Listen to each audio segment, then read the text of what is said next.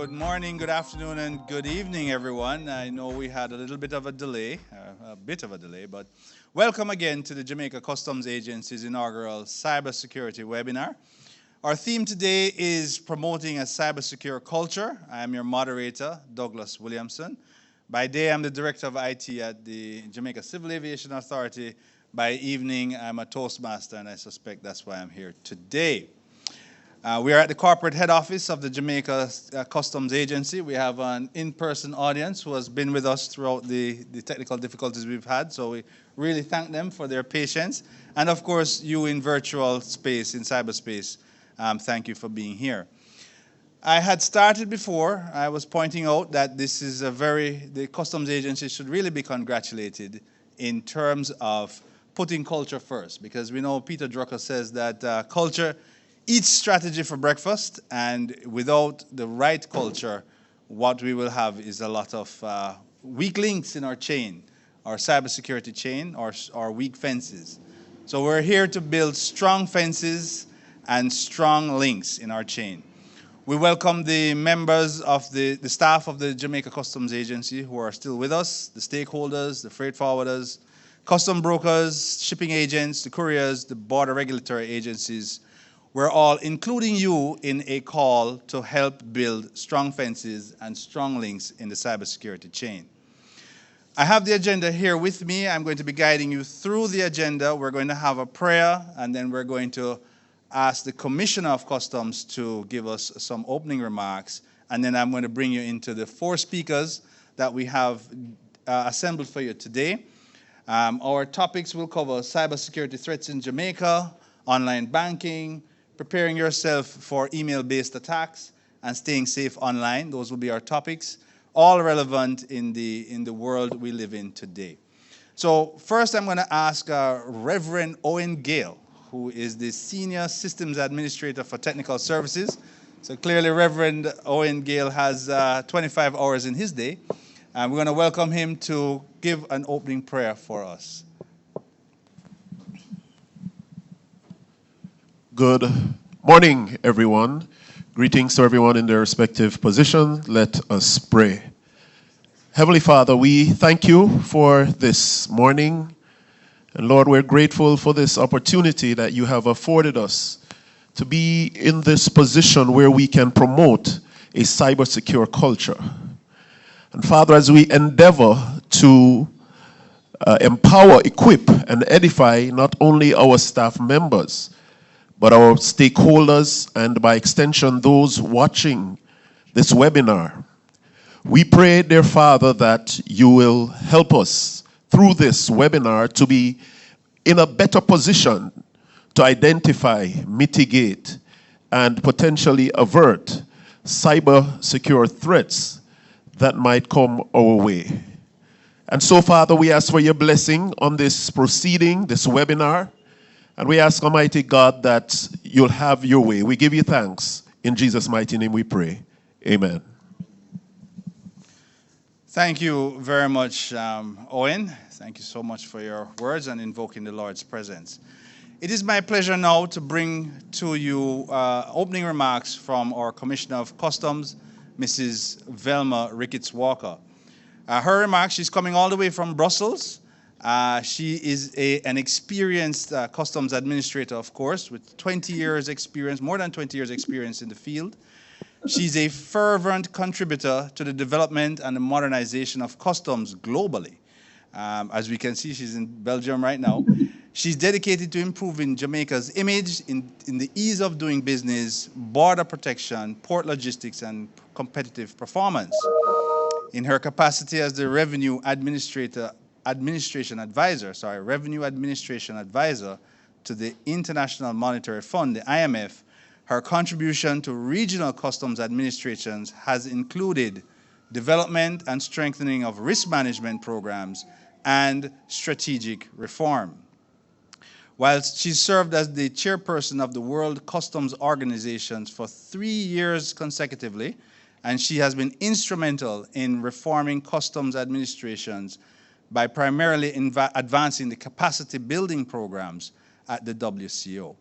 We welcome the Commissioner of Customs, the CEO of the JCA, Mrs. Velma Ricketts Walker. Good morning, good afternoon, and good evening to you all. Special acknowledgement to our moderator, Mr. Douglas Williamson, our presenters, Deputy Superintendent Warren Williams, Mr. Trevor Forrest, Captain Gladstone M. Fisher, and Mr. Dane Nicholson. Welcome to all members of the Customs Brokers Fraternity, couriers and consolidators, shipping agents, border regulatory authorities, and Team Customs who are joining us live via our YouTube channel and as well as live in studio. I greet you well.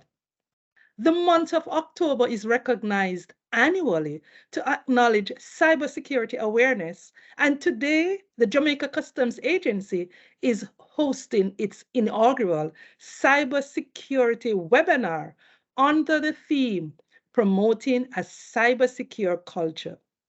This year's campaign is focused on being safe online under the theme See Yourself in Cyber, which demonstrates that while cybersecurity may seem like a complex subject, ultimately it's really all about people.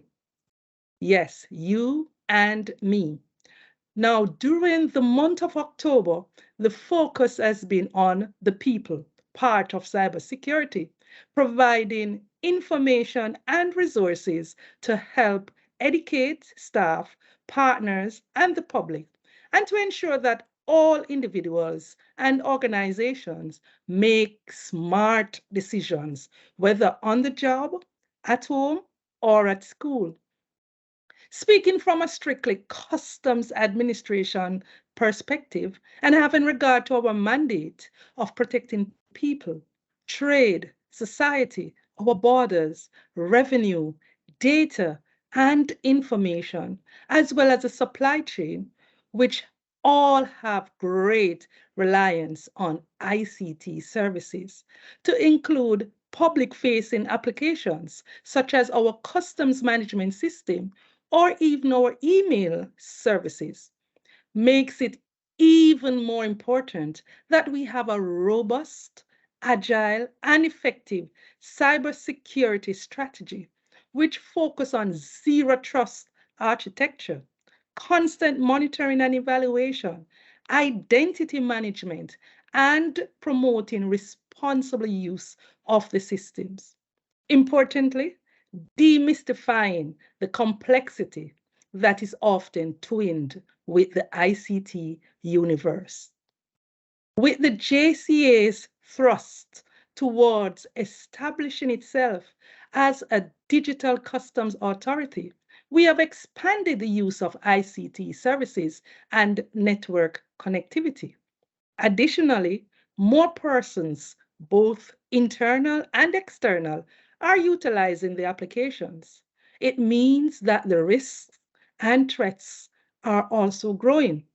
And the best strategy is to promote a cyber secure culture by enabling and empowering the users to be cybersecurity champions and promoting a safe minded, risk based approach when using ICT services. In achieving the objectives, the Jamaica Customs Agency has introduced the ICT Security Awareness Program, ISAP, which enables us to effectively manage our human risk by promoting a cybersecure culture through continuous engagement and training. To the mutual benefit of our external users, some aspect of this training curriculum will be extended to our major stakeholders groups via our e-learning platform. Given the growing risks, it is important that we intentionally ensure proper cybersecure habits, keeping safe online, thus engendering a cybersecure culture. The JCA has been actively integrating cybersecurity in our administration. Firstly, with a dedicated branch to promote and guide cybersecurity, building competencies, promoting training, awareness, and sensitization to foster a strong cybersecurity foundation. We recognize that our cybersecurity efforts must be continuous, proactive, and resilient. Therefore, we must continue to learn individually and collectively to better improve our cybersecurity practices. I want to thank the team from the ICT Security Branch for providing the constant body of work to include cybersecurity strategy, applications, systems, training, sensitization, awareness, and tips to help the team here at the JCA to build and sustain a cybersecure culture. Yes, cybersecurity remains about the people. Again, that is you and I utilizing ICT services and applying risk-based approach in utilizing ICT services. I am eager to hear from the speakers from the various disciplines, the JCF, banking, aviation, and technological industry to help us navigate and promote a cybersecure culture. I am sure that at the end of this webinar, we will all receive valuable insights in becoming more cybersecurity conscious. We hope to develop and further increase the awareness of our staff and stakeholders in responding to cyber threats.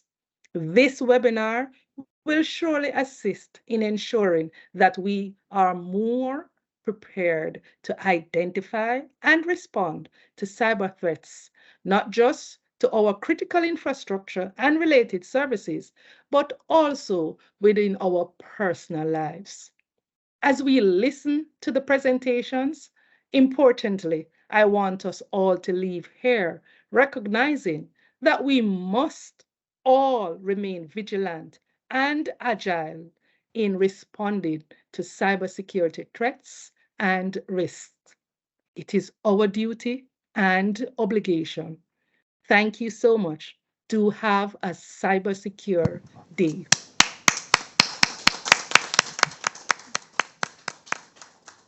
Thank you very much, Commissioner. Just to check that I'm back live again. Yeah, I'm back live. Yes. Okay. Thank you very much, Commissioner. We took your message. Very, very inspiring message for us here. Some of my colleagues were just reflecting on the fact that you are encouraging not just the members of the JCA, but the community, the stakeholders as well. And that's how we build strong fences, and that's how we make sure we have strong links in the chain. And speaking of chains, or should I? I now will introduce our first speaker, who is from the Jamaica Constabulary Force. I'll give them some time to orient and prepare his presentation. I speak of Deputy Superintendent Warren Williams. He's the second in command of the Communications, Forensics, and Cybercrime Division at the Counterterrorism and Organized Crime Investigation Branch of the JCF, the Jamaica Constabulary Force. He will be presenting on cyber threats in Jamaica. Deputy Superintendent Warren Williams has been made many presentations along this line. We've actually encountered each other several times before. He has 20 years of experience, and he also holds engineering degrees in radio engineering. I tell you, I told Warren that the thing that he said to me that resonates with me the most, having heard him speak before, was that if you are not logging into a system and your system isn't keeping logs, it's going to be very difficult for the law administrations to support you in policing cyber threats when they've happened or after they've happened.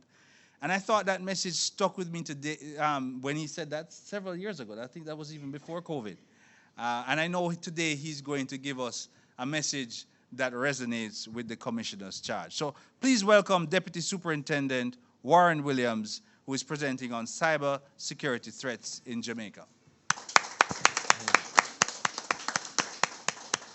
A pleasant morning, good afternoon, good evening to listeners and persons that are here live. I must say a commendation to the commissioner. It makes me feel really well to see that she has, taken the lead in terms of from a management perspective to make her staff and other persons be cybersecurity aware.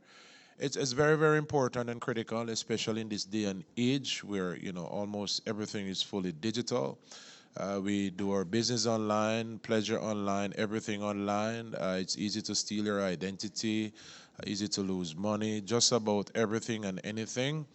We enjoy doing what we're doing, but what about securing our digital assets? So that's a very good start.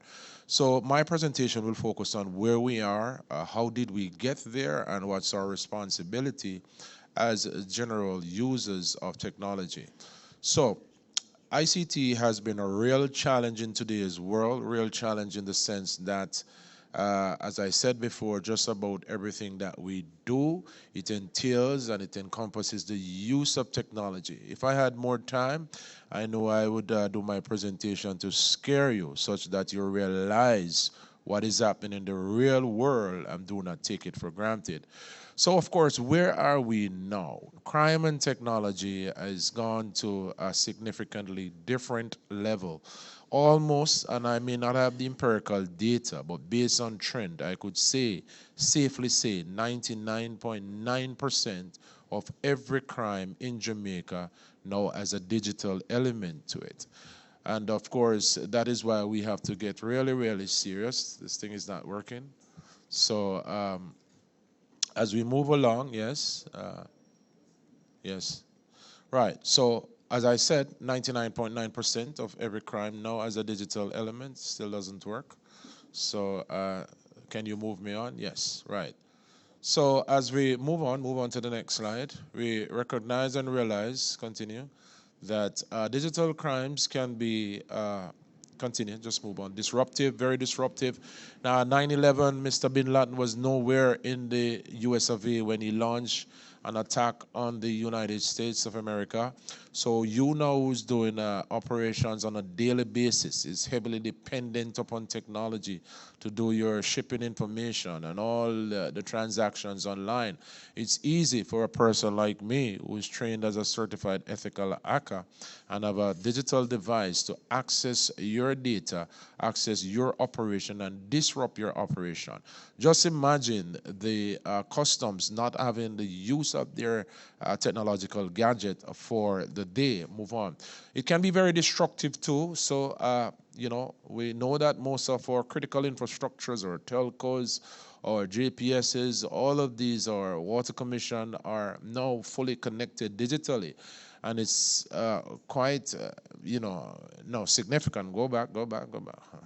That's not me.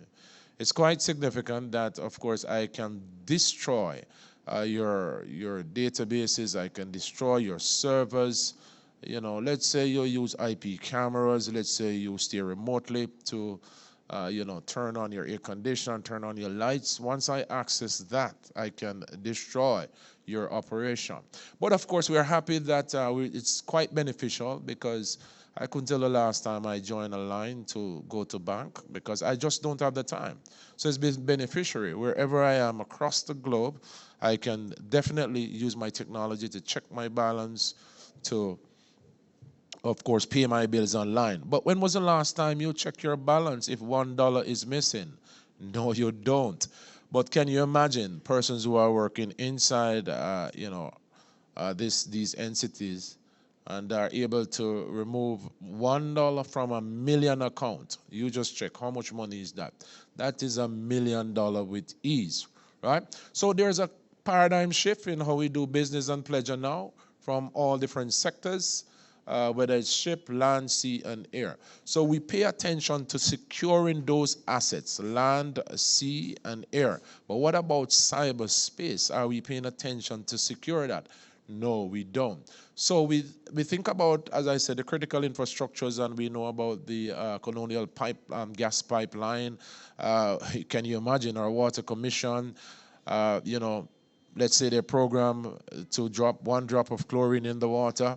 If I feel malicious and mischievous, I just you know, tell the system to put 20 drops of chlorine in the water. The 3 million people in Jamaica, that's it, right? So I can be, and we have had stories with Jamaica in 2015 where the 2 international airports was shut down for 3 days. Why? Because someone maliciously sent a message that there's a bomb on an American airline. So as we see this paradigm shift in electronic business, public and private, all the services that has been provided, can you imagine e-health? A doctor can stay online now and he can, you know, prescribe medicine for you. But let's say I access that database that keeps your records. You know, I like everybody, but let's say someone don't like someone and access your records, and the doctor has prescribed 5 doses of X. No, move back. 5 doses of X. If I feel mischievous, I can increase it to 25 doses. So there's an increase in data, and data we talk about voice, video, and of course text. And that makes an increase in cyber crimes. Cyber crimes are online crimes. It can be either straight cyber crime, which means you're hacking, you're distributed denial of service, your web defacement, or it can be cyber enabled, which means I can use these digital devices that you use on a daily basis to facilitate a criminal activity.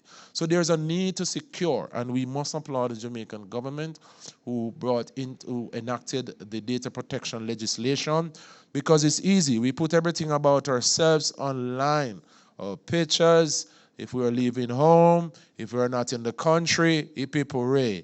That's what the criminal wants. And of course, we are in an environment where we share this information, and we can tell you a lot of local stories of persons who would have been convicted because of accessing that information that you put online, steal your identity, and of course use it in a very negative way. So where we are now and beyond, smart devices, now we have IP-based technologies.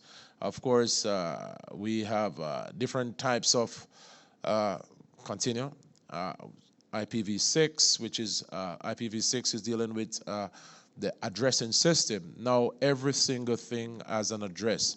As you would have seen, the explosion in technology, you know, it means that every single device, to include the human being, and I won't get into that spiritual part of it. You do the research of the radio frequency ID. That little chip will be in your arm very soon. It's already in place. Of course, everything is now smart, and we have the IoT, the Internet of Things, where everything is now interconnected. So like myself, we'll be walking around with 6 different pieces of devices. I have a smart fridge, a smart refrigerator. I go into the supermarket. I get a message from my smart refrigerator saying, listen, when you're coming home, you need to take home some orange juice because you're out of orange juice. So very much that's where we are. So there is an increase in 3 different fronts in terms of speed, in terms of volumes of data, and the variety of data. It has changed significantly. So we hear from time to time again about the dark net and the dark web. This is something that you must be wary of. It's real. We hear about the onion router. So the dark web is just like the regular web that we use, the World Wide Web. But the dark web, as it implies, it is dark. And of course, you can go there and get just about everything and anything to buy. So all your shipping information can be on this web. We know when goods come in, when goods leave. We know everything. So the criminals classify themselves as gray hat, white hat, black hat. And of course, the dark net is, of course, just like the gangs, the computers can be recruited like a gang and become a part of a dark network that can launch an attack on any operation. So moving on, we see that there is significant changes within the industry, and there is a significant impact in terms of digital crimes. Continue. So as we look onto the impact, we realize that there is a real need for data, cybercrimes, and data protection. There's a lot of data that has been generated, I expect, not only at customs, but right across the globe. In our financial sector, security sector, every sector now depends on these use of data, and there is a significant need to protect it. So just about everything now, move on, 2015, it is said that everything should be fully digital. So all our social media platforms, all our digital devices, IP cameras, you name it, all of these have the capability to facilitate criminal activity. So when I come to customs and I have my smart device, you don't know what I'm doing. Right now, I'm scanning every single person's device, online and offline, and I can show you every single message that you have typed. Yes, you must not trust a person like me who, when I stepped into your environment. But that is possible. All I want to do is to get into your space, get into your network, and I'm able to see everything that you're doing. And of course, I can launch an attack on your systems on operation. Seems like I'm being attacked right here, but let me just move on. All right, so I know how to overcome it. So in looking at reasons why people get involved into cybercrime, and we have seen an increase in Jamaica, particularly last year and since COVID, there's an increase in ransomware. What's a ransomware? Custom can be affected. It means that we can access, because we're a part of your network, access all your data operation, encrypt your operation. When you come to your computer tomorrow morning, you see you've just been hacked. You need to pay over 10 million US dollars to X amount or at some account. We have seen quite a number of local institutions that have been affected by that. So drivers of digital crime, either persons are disgruntled because they were employed and they're fired, and they have all the passwords and usernames. Of course, they hold you at ransom, or because they are just downright malicious. They want to attack customs or just for a reward. As I said, if I should show you a map now, and you should see the level of attack that is against all systems that are interconnected. So what they do, they scan your device, like I may be doing now, see what is happening, what you're doing, and you would have heard the story about the smart TV, watching you, watching it. So we scan your device because your Bluetooth is always on, you're always on a network. Take access. Once we access it, we take control of it, run an attack in the background, disrupt and destroy your data. Can you imagine? So we talk about the malware, and we talk about the ransomware. So when we look, we realize that as we focus on these threats as stipulated by Trend Micro, who look at global happenings, so the key threats now is business email compromise, BEC. We send a lot of emails. It's easy for me. We send a lot of an attachment, invoices, all kinds of things. If I want to attack the customs, all I need to do is send you an email with an attachment. What is in that attachment is a malware, a malicious code. So once you click on it, what it does, it infects your system. So business processing compromise and the Internet of Things is, of course, something to be concerned about. So the new target is at any point, because we're interconnected. So you print down the room, 5 rooms away. I just launched the attack from the printer while you're at your computer. So I wish I had more time, but I don't have enough. So what the research shows now, there's 3 billion pieces of devices now exist. For the next decade, there will be 50 billion pieces of devices. It means that with 8 billion people in the world, at least 6 billion pieces of devices will be. So there's a significant cost. Between 2016 and 2018, it has shown that over $300 million was lost because of cyber threats and attacks. So it's our responsibility to have cybersecurity in place. What is cybersecurity? Move on. As I come to a close, 5 minutes. So cybersecurity, you need to develop effective cybersecurity policies.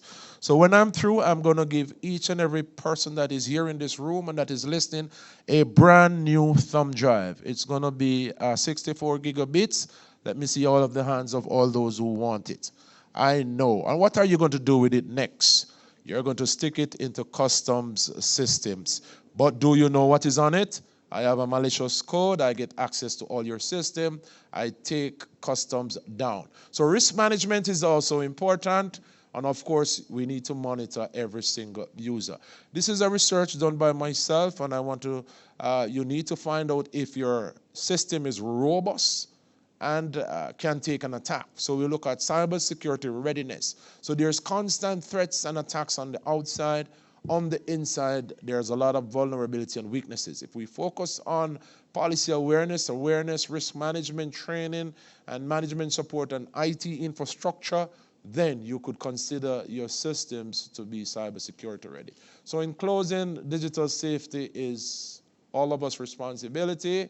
So the government, you the citizens, the police, the prosecution, every single person has a responsibility. I believe, go ahead, that's my final slide, but if we focus on that, then we should have safer digital Jamaican environment. So we wanted to be cyber smart, give you the tips, move on. So in being cyber smart, digital technology will fail. Digital technology has vulnerability. Always have a backup plan. Do not trust, verify. So a lot of things online may look okay. Always read before you download, because we tend not to read and we download all sorts of things. So our tagline is, the more we educate, the less we will have to investigate. So make sure you observe, investigate, and focus on what you're doing. Ladies and gentlemen, give me a round of applause. That's my presentation. Thank you. Am I back live now? Thank you very much, Deputy Superintendent Warren. One thing I'll ask, Warren, keep your mic open there. Yes. Can you just add to what you've presented before, just quickly, in terms of what you've seen in terms of the readiness of government agencies here in Jamaica? I mean, keep not naming the innocent. Yeah, just give us your thoughts on that. Don't put me on the spot. Yeah. The research has shown that the GOJ is nowhere ready. So there's a lot of work needs to be done. But of course, we need agency to lead the charge on doing that. Thank you. Thank you very much. And the reason why I put that question out there is to, again, endorse the leadership of the Commissioner of Customs here and the Customs Agency and the ecosystem that makes up the Customs group. It's very important that we work together and lead from the front and build the right culture. As you started with your opening, as professionals, we're very encouraged by the steps that have been taken by the Jamaica Customs Agency today. So thank you very much, Deputy Soup. My pleasure. On the same theme, we're going to be talking about staying safe online. And today we have the Chief Executive Officer of 876 Solution, another popular technologist, Mr. Trevor Forrest. Now, Trevor has more than 30 years of experience in the IT industry. He has demonstrated a commitment to driving improved standards in ICT policies and adoption across both the public and private sector. He has consulted on the design and evaluation of numerous ICT projects and digital transformation strategies. In fact, we had a very good discussion earlier while we were waiting earlier. He's known for evangelizing for the adoption and the use of open source technology across both public and private sectors. And of course, he'll share a little bit about 876 Solutions, which is one of the local players in terms of the vendors in Jamaica. I know Trevor has a lot to say. We know Trevor has a lot to write as well, so he's also interesting to read his articles as well. So please help me welcome Mr. Trevor Forrest, and he'll be presenting on staying safe online. Trevor Forrest. So thank you very much, Mr. Moderator. I'd like to also thank the Customs Agency for inviting myself and indeed all of us to come and talk about how to stay safe online, especially given the focus this month on cybersecurity awareness. Indeed, I do have quite a bit to say. I'm going to try to crunch it into 15 minutes. What I'm really going to talk about today is how to stay safe online. I'm going to kind of take it from a personal perspective or an individual perspective to kind of get across some of the things that you need to do when you're functioning online. Now, the importance of this comes from the fact that we are now moving into a digital and hyper-connected world. Now, that has some baggage that goes along with it. When you're in a hyper-connected world, you're transmitting and transferring and sharing a lot of data. And because of that, the world that we live in now dictates that data is a new form of currency. Not only is it a new form of currency, but there are many people who view data as almost as valuable as oil. In fact, data is viewed as the new oil.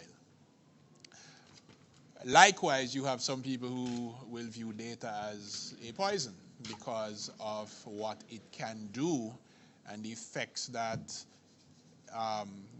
nefarious use of data can have. Something that is not as recognized is the fact that because we exist in this digital space, we, the individuals that use or are in possession of data, are now products. And we'll talk about that in a little bit. And when you combine all of these things, what you then find is that we're now creating an entirely new opportunity for crime. We're creating what we call new threat surfaces, and we're creating a new kind of criminal, because in days gone by, the effort that a criminal had to expend in, going into a bank, breaking into a vault, stealing money, transporting all of that money, and then trying to learn it. In the digital realm, the criminal that exists sits in an air-conditioned office in front of a computer for hours upon hours, expending very little energy physically to get the kind of end result which amounts to your money in their bank account in such a way that you didn't even know how that happened. So something that I kind of want to highlight, and just to put things into context. This year alone, the global cost of cybercrime will reach about $6 trillion. By 2025, the estimates are that it'll reach around $10 trillion. Right? So this year we're talking about $500 billion a month. And if you really want to get granular, we're talking about $190,000 every second that's associated with cybercrime. What does that mean? Well, think about this for a second. Cybercrime is more profitable than all of the illicit drug trades combined. Think about that, all right? That is the market that is attracting the new form of criminal. That is the attack space and these are the kinds of attacks that every one of us that plays in the digital space now has to treat with, because no one is immune. So let's talk, and I mean, these are some seriously unbelievable numbers, right? $11 million every minute, and this is US dollars, by the way, right? Just to be clear. Warren said, and it was, quite shocking to us when we got these figures.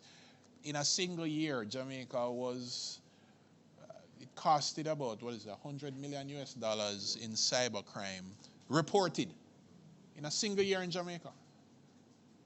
$100 million US. Do the 153 or 155 multiplication, and you get a clear picture on how much it is costing us. So what I want to do really, really quickly is kind of go through some of the threats that exist. What are the current threats? And I'm not going to give you the entire list, but I kind of want to touch on some key ones. First, we have things called denial of service attacks. These are routine kinds of attacks that we see. The next one is virus and malware and ransomware. Now, we hear a lot about that. And again, it is because these kinds of attacks have a particular outcome that is extremely beneficial to those who are conducting them. We have password attacks. We have another popular one called phishing. And these typically come in various forms. You have spear phishing, and I'll speak a little bit more about these. You have spear phishing, you have smishing, vishing, And I mean, the names are comical sometimes, but these are real things that occur. You have what they call watering hole attacks. You have drive-by attacks. And again, comical, but real. You have zero-day attacks, man-in-the-middle attacks. You have man-in-the-browser and browser-in-browser attacks. And I'm going to touch on a couple of these just so that you kind of get an idea of the kinds of attacks that you're facing and what you have to do to protect yourself against them. These are not for comedy. You might hear about them in the news. You might see them in a movie. They are real. So it's something that you want to be cognizant of when you're playing in the digital space. So let's talk about ransomware attacks and malware attacks and so on. How these work? Pretty much what happens is they take the form of someone sending you a communication, someone sending you a file, sending you an attachment in an email. And the attachment itself has some malicious code that is designed to do specific things on your machine in order to effect a particular outcome. Sometimes that outcome is to steal files from your machine or prevent you from getting access to files on your machine by encrypting them. Sometimes that malicious code is there to try to harvest information from you and from your machine in an effort to use it elsewhere. Why is this significant? Because if I have information about you in a digital space, I can become you. So if I can actually get you to provide me this information by sending you malicious code that will then allow me to get that information from your machine, whether it be your laptop, your desktop, your mobile phone, your tablet, and this information suddenly becomes very valuable, very useful, because suddenly now I can go to your bank account or your online banking portal, enter information about you, because remember, the systems that you're interfacing with, they don't know who you are. They validate who you are based on the information you provide. If I have that information about you, then I am you. So that's what ransomware and malware and certain types of virus attacks do. Ransomware in particular is designed to prevent you from having access to your data, and in most cases you are charged a fee to get it back. And if you think that kind of stuff isn't happening in Jamaica, let me tell you, it is, and it's happening on a huge scale. And you're now faced with situations where, hey, it's either you pay us for the data or you're going to have to try to rebuild your data from scratch, which causes your business to be offline for a prolonged period of time, and that amounts to loss in money. So that's what these kinds of attacks do. The next type of attack is password attacks. Now, everybody who logs in or uses technology most times has to interact with a password from time to time. Everybody hates passwords because, the more systems you connect to, the more passwords you have to remember, because everybody tells you never use the same password on, different systems. So passwords are a pain, but they also represent a gateway for threat actors to gain access to your information. What is important is to make sure that that gateway is secure by making use of passwords, but making use of passwords that are extremely difficult to guess, extremely difficult to, let us say, attack. And when I say attack, they have systems that will actually use a dictionary of all the possible passwords that people could, possibly think of, and they call them password dictionaries, and they will run automated programs that will try to guess your password. So it's not like there's somebody sitting down in front of a computer typing your password in or trying to guess your password. These things are now automated. And in doing so, if it is that your password is common or weak, then your password can be guessed, access to your information can then be had. Bad thing. The other type of password attack is what they call credential stuffing. Now, this is used a lot, again, to gain access to critical information like your banking information. And in doing so, Again, we always stress the fact that you should use very difficult to remember passwords and use passwords that are buttressed by perhaps another method of authentication. Then you see, I have whole heap to say, and I only have 5 minutes left. Um, so the next type of attack, spear phishing. And phishing, and we've heard about this a lot. You get an attachment in an email, it has a link, or you get an email with a link, and it's coming from something that looks legit. You click on the link, then strange and wonderful things or not so wonderful things start to happen to your computer, or a program runs that gains access to different aspects of your network or your business network. And when that happens, again, it is with an eye to fleecing data, exfiltrating data, and that data, which is extremely valuable, can then be used to do other things. So again, not getting too much into the details, we have a next type of attack called a watering hole attack. Again, comical description, but what it speaks to is attackers assess and analyze sites that you go to regularly, monitor your behavior, and then use your behavior to then perpetrate an attack. So we have a lot of people who go to Facebook, we have a lot of people who go to Instagram, Pinterest, a whole bunch of places online. You have attackers that actually monitor those sites, look at your behavior, look at the information that you have on there, how you use it, and then use that information to become you on other sites, including the sites that they're monitoring. So again, these are the kinds of attacks that are out there. The man in the browser attack, which is extremely interesting, extremely scary. I wish I could speak about that. I don't think I have enough time, but in effect, what happens is, and this one is really used to target the banking sector. In effect, what happens is, many of us use the browser to access online sources, but many of us have these fancy things in our browsers called extensions. But we don't know where the extensions came from. And those extensions have the ability to mimic you and your behavior and to fool you into thinking that the information that you're placing on the banking site is actually going to a legitimate site. It captures your information, your username, your password, and so on. It then funnels that information to the actual banking site, conducts a transaction in the background while you think you're doing a legitimate one. It may say, look, I want to transfer $5,000 from this account to another account. When you say I want to transfer $500. And what happens now is your account is now fleeced of $5,500 in two legitimate looking transactions, one which you are aware of and one which you're not aware of. When you complain to the bank, they say, hey, listen, you were on at this time, weren't you? Yes, I was. You drew out $500? Yes, I did. Well, you drew out $5,000 as well. No, I didn't.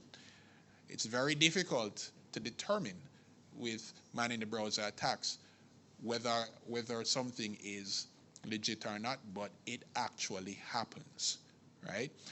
The financial entities have put many things in place to catch these things, but it is something to be aware of. So be mindful of the kinds of extensions you use in your browsers. Some of them are really neat in what they do, and I'll admit this, I almost got caught by one of these, right? Because they are very clever in how they do what they do. All right, how do you protect yourself? Here are some of the things that you want to do. Again, remember, if anything is free to you online, you are the product. What do I mean by saying you are the product? Your information is what is wanted, and that information is what is valuable. You are the product. As a result of that, what you need to do and be cognizant of is the information that you share. A lot of us, again, are on social media. It is mind-boggling the amount of information that we share on social media that they didn't even ask us for. But that information is valuable. It is used by various different entities, both legit and illegitimate, to perpetrate many things. So be mindful of what you share online. Always check to make sure that the websites that you go on are secure. And to do that, you always want to make sure that the site, well, now the browsers help you by telling you if a site is secure or not, but you should always have HTTPS in the URL bar at the top. You should always make sure that sites that you go to are secure. Another thing that you want to always look out for is mails that come that you know nothing about. If you're unsure of emails, if you're getting mails from companies or job application notifications you know nothing about, work at home, offerings and so on. If these things are coming in and you're not sure about them, delete them. Get rid of them. Do not pay attention. And also, don't be afraid to pick up the phone and call a person who has sent you an email to verify that they actually sent it to you. Nothing wrong with doing that, because again, I can perpetrate anybody send an email to you to get you to act and respond a particular way. Some of the things that you don't want to do, you don't want to use simple passwords. Don't use the name of your dog or your birthday or your mother's maiden name and her birthday and so on. Why?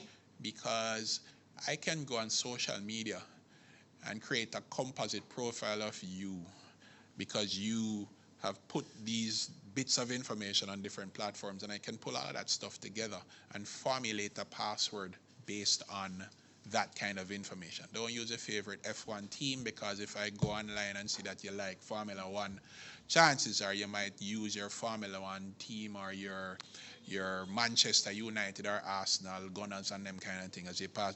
Don't do it, right? Don't tell your password to anybody. Don't put it on a sticky note and put it in a drawer in your office, in your desk, or put it, under the flap on your bag or something like that. Don't do it. I see people smiling, but they know that sometimes you do that, not a good idea. So it's almost my time. I'm going to take a minute more. Again, don't share too much personal information. When you go out with your laptop and you go sit down in, a cyber cafe, Cannonball, or any one of those places, never connect to the internet unless you're using a secure connection.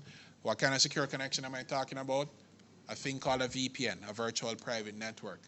This ensures that your communication across that network, which you know nothing about, you don't know who is connected to it and who is, capturing data, like my friend Warren here when he walks into the room.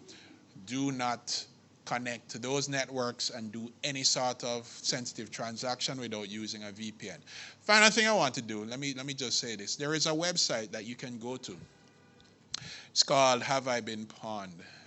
Now, that website allows you to determine if your email addresses, and you may use more than one, have been part of a breach that is available on the dark web. So if you can just go to haveibeenpawned.com, put in your email address, and it will tell you if your email address was discovered as part of a data breach, and it will tell you where it discovered that email as a data breach. As it comes to managing passwords, yeah, you have 50 sites you go to. It's hard to remember 50 different passwords. Use a password manager. It helps you in an effort to keep your password environment secure, while at the same time not using the same password across multiple environments. If you can encrypt your data on your devices where possible, it's always a good idea to do that. So, I do have a couple more slides, but one of the things I also wanted to do was to talk about protecting your devices, because a lot of us use laptops, mobile phones, and so on. Same thing. Put antivirus on there, put VPNs on there, ensure that you limit the use of browser extensions. Try to, if you can be a pain in the butt sometimes, but use encryption as well to protect the data that is on your devices. Once you can do that, things will be a lot more difficult for the nefarious threat actors to gain access to you. So here are my top 10 things to do to stay safe online. Keep a clean device, create long passwords, and in creating long passwords, use a password manager to remember all these long passwords that you're creating. Try to use what they call multi-factor or two-factor authentication, which is a backup authentication scheme for your passwords and accessing things online. Think before you click. Anytime you see something that resembles a phishing attack, you get, questionable emails and so on, report it. to your IT department. Ensure that whenever you're going online, you're using secure sites and you're using secure connections. Here's a little known one that people take for granted. Back your stuff up, because if things get ransomware, your best course of action to get your stuff back is to go to a backup and restore it. Always share information with care. A lot of us get info on WhatsApp and all the different programs, and it look juicy, it look interesting. We share it with our friends, not knowing that we are contributing to the spread of malicious software and in some cases ransomware. So be mindful of that. That's my more than 2 cents and 15 to 20 minutes. Thank you so much for having me, and I hope what I presented kind of gave you a better idea and understanding of some of the things that you have to do to stay safe online. Mr. Moderator, back to you. Thank you, Trevor. Thank you very much. Thank you so much for that timely message about staying safe online. We heard a little bit about the state of cybersecurity in Jamaica, and we heard from Trevor about staying safe online. And some of the messages that Trevor shared with us today resonated with me. I know we're going to be taking questions after we take the final presenter, but I tell you, making that phone call, you get an email, and you just call the number that's there in the email, or you call the number that you have for the person who sent you the email. Sometimes that can be an amazing experience. Not that I'm talking from any personal experience or anything like that, but I tell you, it's very important to have that inner skeptic and to feed that inner skeptic, because when Trevor mentioned also about reporting into the IT department, those professionals amongst us, how many of us have received a forwarded email that was like a nuclear bomb, right? I mean, the forwarding into the IT department, got to be careful with that. We're human beings too, and we may make a mistake here or there, and with our elevated credentials, could cause problems. So find a way to do that in a harmless way. I always encourage people to take a screenshot and send that off. So thank you very much, Trevor. Fits right into our messaging here today in supporting the Jamaica Customs Agency in promoting a cyber-secure culture. Our next speaker, we've had the military, we've had the police, we've had the private sector. Now we're going to have some feedback or some thoughts from the military. So Captain Gladstone Fisher is currently a senior business executive. He'll be presenting to us on preparing yourself for email-based attacks. And I mean, if you don't know already, this is really the common vector. This is a serious area that we need to pay attention to. But Captain Fisher has over 30 years experience in digital transformation across the military, the public, and the private sectors. He believes in combining team development, technology, and process improvements in order to exceed business goals. Gladstone is completing a 5-year tour with the JDF, where he was invited to assist with the development of strategic and operational ICT capabilities. He has collaborated on the execution and planning of multinational cybersecurity conferences, on the execution and planning of multinational conferences. He's the cybersecurity, he has served as the chair of the technical subcommittee for the latest national cybersecurity strategy, which is being developed by the Office of the National Security Advisor. Previously, Gladstone was the general manager of Paymaster, and he's here with us today to present on preparing yourself for email-based attacks. So please welcome Captain Gladstone Michael Fisher.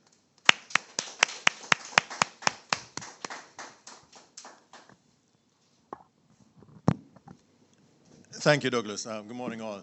Just to clarify, Dougie, whereas I am still currently with the Jamaica Defense Force, I'm not here representing the military.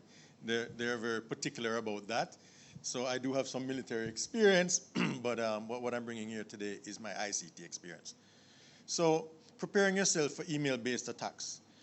I believe that critical to preparation is knowledge. and understanding why you need to do things and what are the impact of you having not done it. So we're going to go through very, very brief, I promise you, a very, very brief history of electronic email, which will kind of give you an indication as to why it actually is so insecure. The importance of email as an attack vector. A lot of people, it's been mentioned before that email actually is one of the top 3 attack vectors when it comes down to cyber breaches. What are the effects of compromised email? I hear lots of people say, I'm not important, it doesn't matter if somebody gets access to my email. But there's second and third order impacts that a lot of people don't think about that I'd like to draw your attention to. If you suspect you've been compromised, there's a number of things that you really need to do very quickly. Do them, not if you know you've been compromised, if you suspect you've been compromised, do them. Get it out of the way, and then you can find out if it actually is so or not.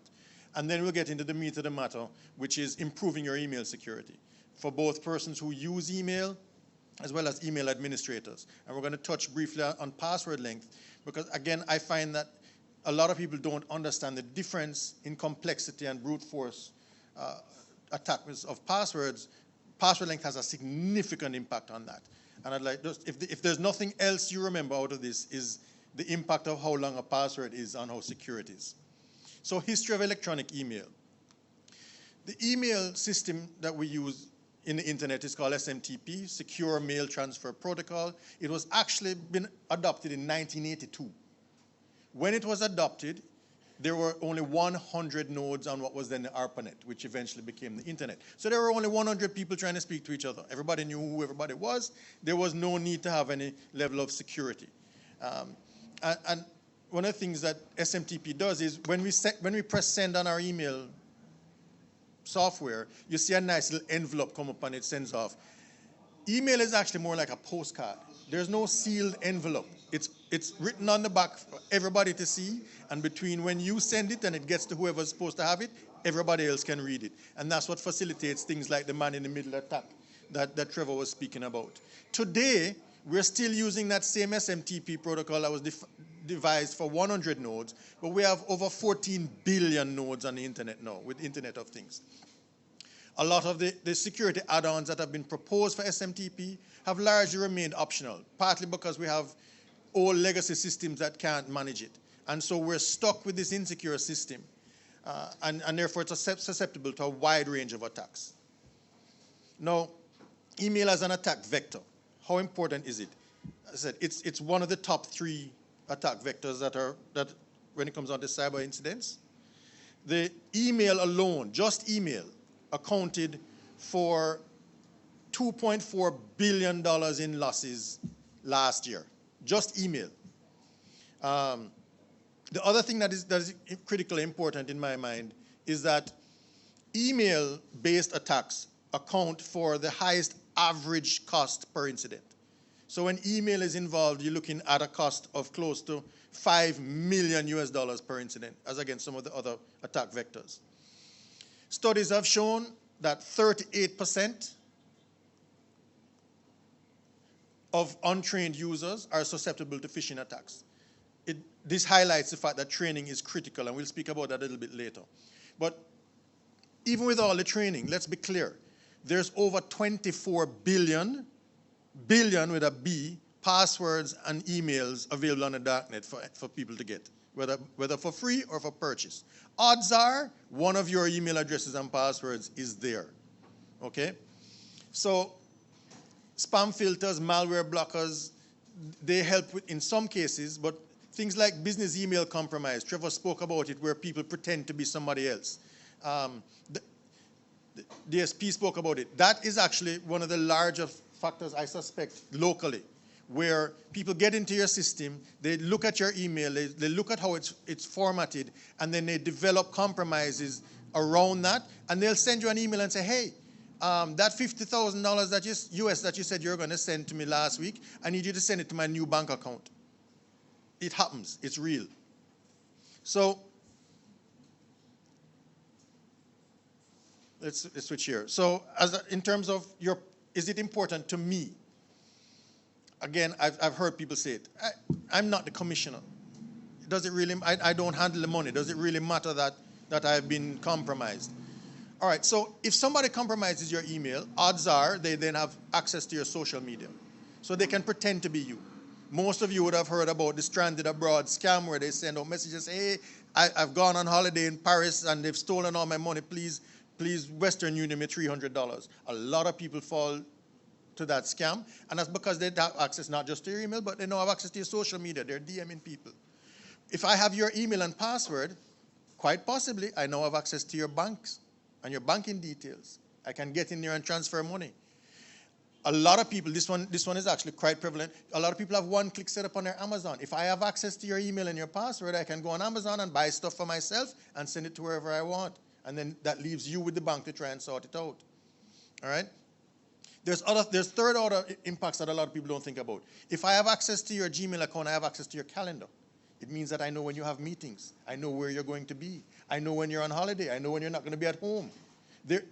As unimportant as you think you may be as a cog in the whole thing, just by compromise of your email, a lot of information is given up about you. And then in terms of your business, you may have access to software license keys or FedEx accounts that they then use to send things around. It's not a small issue. If you suspect you've been compromised, right? If you suspect you've been compromised, there's some things you need to do right away. Don't wait until you've confirmed you've been compromised. If you suspect, if somebody calls you or sends you an email saying, what's this strange thing? Change your password immediately. Change your security question immediately.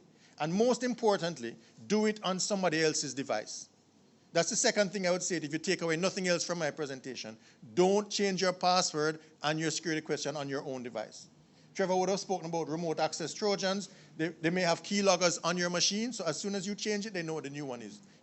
Use any other device except the ones that you normally use to change them, okay?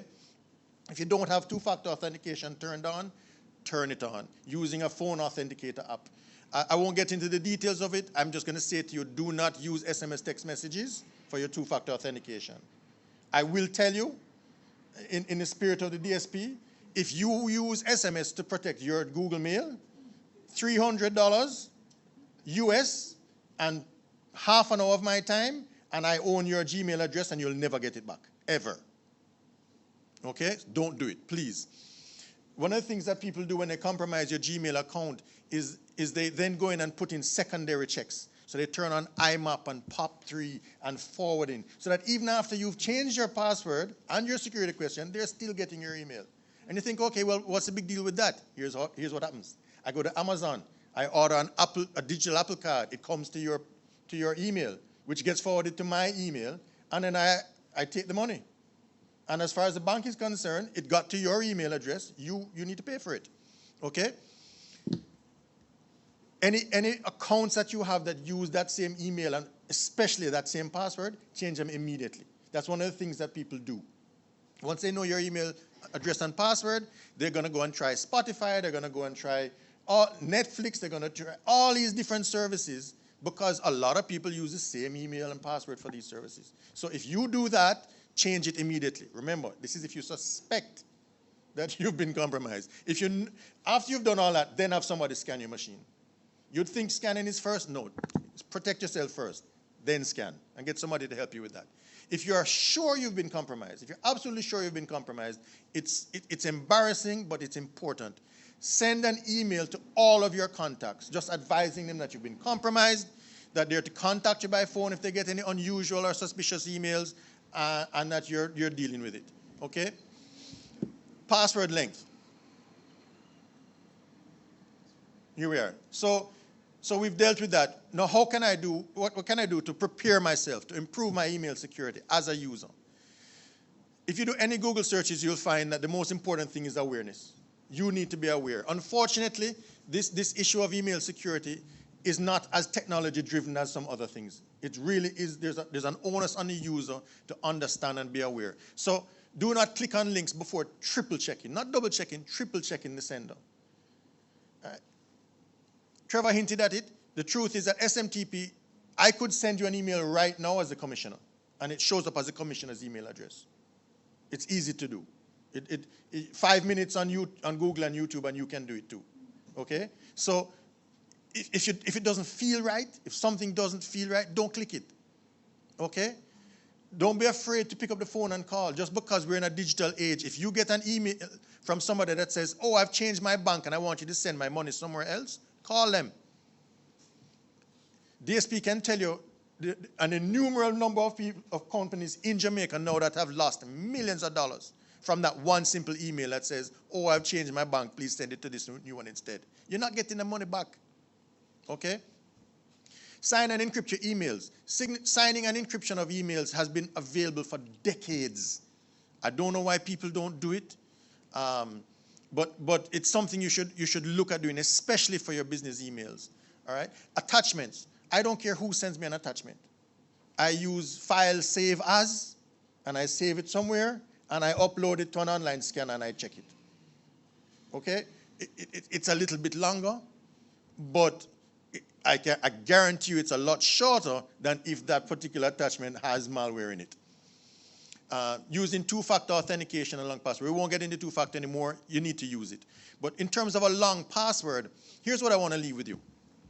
We hear that we must have these complex passwords. If you have an 8-character password that has numbers, upper and lower case, and special symbols, and all of these things, it'll take me 39 minutes to crack it, at worst. If it's a simple password, it'll take a lot less. Let's make it 18 characters now, with just lowercase. No numbers, no uppercase, no symbols, no full stops, none of that, just lowercase. It's what we call a passphrase rather than a password. An 18-character passphrase with only lowercase will take me 23 million years to do the same thing. That's the difference we're talking about. 39 minutes versus 23 million years for 10 additional characters. So please, use a passphrase. My dog's name is John. Not the best password, because, as we said, we can social engineer and find out that your dog name is John, but the length of the password, that is far better than AX exclamation Z number sign 123. And my parting message is to email administrators. So email security is as much a function of your administrators as your users. So administrators, you have the time and the effort to go in and do a lot of research on this. I won't get into a lot of detail. I'll just say that something that doesn't happen often and that you should take a proactive stance on is coordinate regular user awareness and training, especially with regards to phishing. There's now automated email user phishing simulations that are very inexpensive. Talk to your senior management, use them. These tools will actually allow you to craft a phishing email, send it to all of your staff, and it'll tell you who clicked on it. And then you know who needs additional training. Right? You need to be doing that. It's easy to do, it's worth your time. You can configure your server so that they automatically sign and encrypt emails. Look at that. Certainly you must be using SSL and TLS for your connections. I'm getting a little technical here, but this is for the administrators. And then there's something called DMARC, SPF and DKIM. So these are your domain name server records. That it's an email verification system that, one, allows you to let people know who is allowed to send email on my behalf, and two, it allows people to know if I get an email from you that looks suspicious, who do I contact to say this doesn't look so right. A lot of people don't know about it or they don't set it up. It's critical. It's not hard to do, and it's critical. And finally, depending on your risk profile, you may want to consider intelligent email tools, things that are used in artificial intelligence to analyze the email that's passing through your server, both coming in and going out. So dynamic threat detection, email relationship analysis. There was one company I worked with, if you sent a link in an email, that link never got to the user. It removed every single link and just changed it so that you couldn't click on it. You couldn't make that mistake.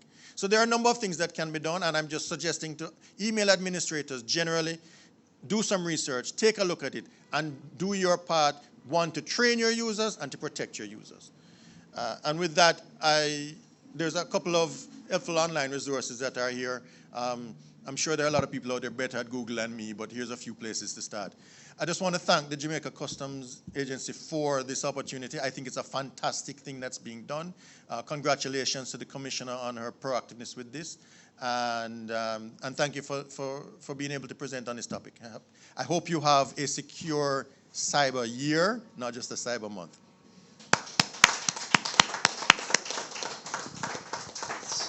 Thank you very much, Mike. Definitely resounding messages. You know, the two-factor authentication, such a vital thing these days, really should be a part of our everyday life. And the passphrase, using passphrase is very, very important to consider these days. As you can see with Michael's chart, making a passphrase that might be simpler to remember can really, really improve your security online. And have I been pawn.com? Nah, I don't need to check that. I don't have any problems there at all. You know, let me tell you, we're all humans, right? So it's a good website to check up on your digital footprint and see what's going on. All right, so we've heard about cybersecurity in Jamaica. We've got some tips on staying safe online, and we've talked specifically about email-based attacks. And now we're going to talk about a topic which should be relevant to everybody, right? If you don't get online, you have to wait in line. And who wants to wait in line at a bank? I think I heard that mentioned before. Now, today we have Dane Nicholson, who is the Manager of Special Investigations for the National Commercial Bank Financial Group.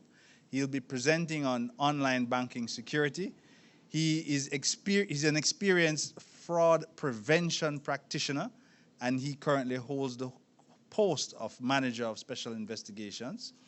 He has a degree from the University of Technology, bachelor's degree in information technology from the University of Technology, and also a Master of Science degree in accounting from the University of the West Indies. He's also an associate member of the Association of Certified Fraud Examiners. So Dane, in his experience, his training and experience, is aptly suited to share with us some tips on how to maintain an online banking, a secure online banking presence. So I'm going to turn it over to Dane Nicholson. Welcome, Dane. Thanks, Doug, and let me say thanks to the Jamaica Custom. Oh, thanks, Doug, and let me say thanks to the Jamaica Custom for taking the initiative. A lot of companies in Jamaica should follow suit, and I'm sure we would have a much more cyber secure Jamaica rather than just a cyber secure month being observed. I think this is a fantastic initiative, and in fact is something that should be published so that other companies can be made aware and take it as an example to not just train their staff but also their key stakeholders. So I've been given the task of running the final leg of a fantastic relay. There have been some experienced guys that have gone on before me. You will see a lot of the stuff that they spoke about. I'll touch on it as well, and not because of lack of information, but because of the relevance and how important it is. Business or personal email compromise is one of the #1 threat vectors that persons use to either get access to a company or to get access to a person that will get access to their money. And if you get access to your email, 99.9% of the time you get access to a person's bank account.